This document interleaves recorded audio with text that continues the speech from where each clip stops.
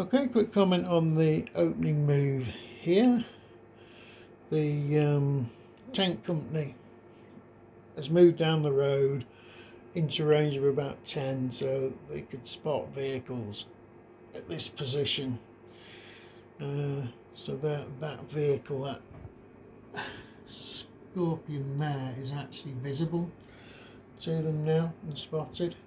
PT-76 has done 8 inches of track movement. The MP1s are taking advantage of coming behind the tanks. No one's taken any overwatch shots at this particular point. We notice the advanced guard here is keeping fairly close cohesion, whereas the reconnaissance units, the reconnaissance company, is all over the place. That's because reconnaissance units don't have to remain in cohesion. The BR-DM2 scout car has decided that caution is a thing it ought to be doing, so he's trying to take advantage of the cover over there. Now, this is a good question. Can some units within some stands within a unit use strategic movement and some use normal movement? I'll just check that. Yeah, it looks like you can. Obviously, cohesion is going to be a major problem for trying to do that, but certainly this scout armoured car can definitely take advantage of the terrain there, and I'll mark him with a strat move.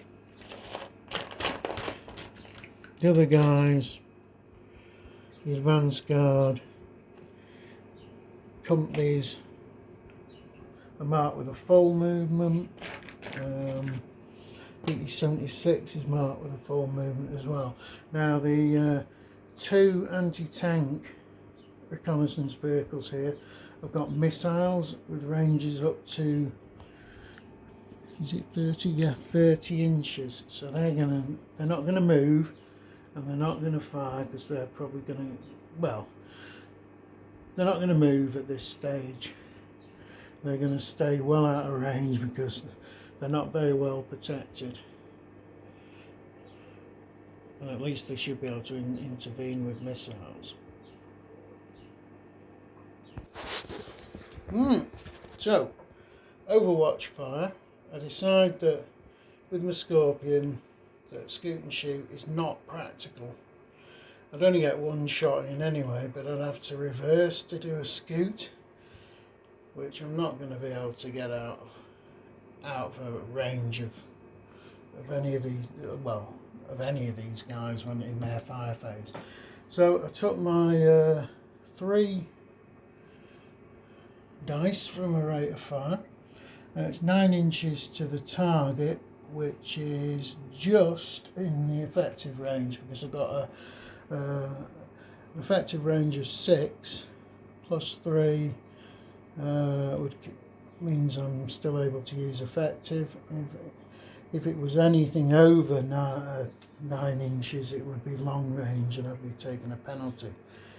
So normally to hit effective range is a 4+, but I'm also using good troops, so I get a +1 modifier, so effectively a 3+ will do. So I threw 3 of these and got 3 hits. So we marked the first T-72 with 3 hits, and then I throw to see whether I kill it or not. I need a 4 or 5 to force it to take a quality check, and a 6 would do a kill. So I throw the dice and I actually got 2 kills. So we basically brew up 1 T-72. Right, the second Scorpion is going to have a shot at the PT-76. which you can do, and he's going to do a shoot and scoot.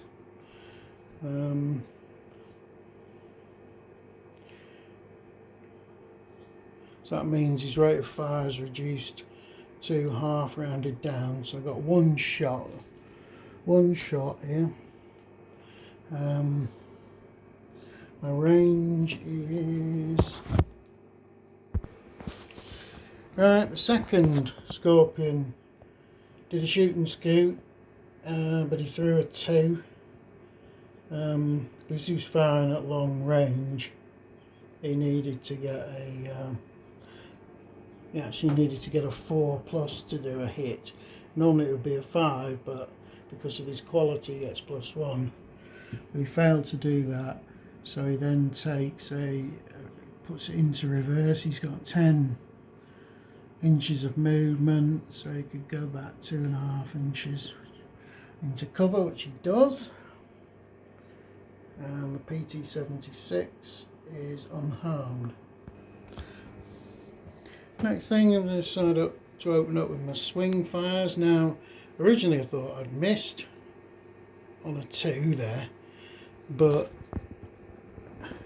it's a first generation, so it's a second generation missile, but it's got unlimited ammunition, so that's a 4+, but I've got a quality +1, so that effectively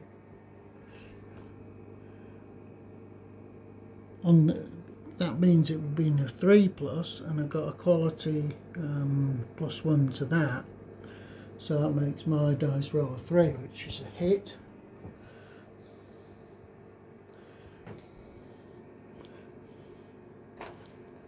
So that puts a marker on that tank. So I throw to see whether I knock it out. I don't, I get a 1. So it's passed its quality check.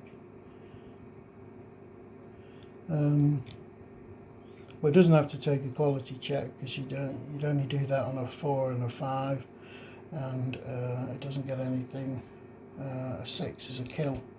The other Milan launcher decides to have a go at the PT-76 because it can't really get a direct line of fire. There's a wall for a house sort of in the way. So we have another go at the PT-76 here. I've got a 3+ for that. Well, effectively got a 4, so that's a hit with that missile.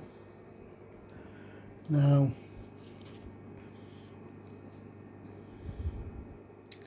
the Milan missile has a 14 penetration, whereas the PT-76 has a frontal armour of 3. So that means, so that's a bit of bad luck for the PT-76 because there's actually an 11 difference between the frontal armour of 3 and the missile's penetration of 14. Now, what I do is I'm going to roll 10 dice against the PT-76 to see if I get a 4, 5 or a 6. So that's 7 die. Well, I got a 6, which is a kill.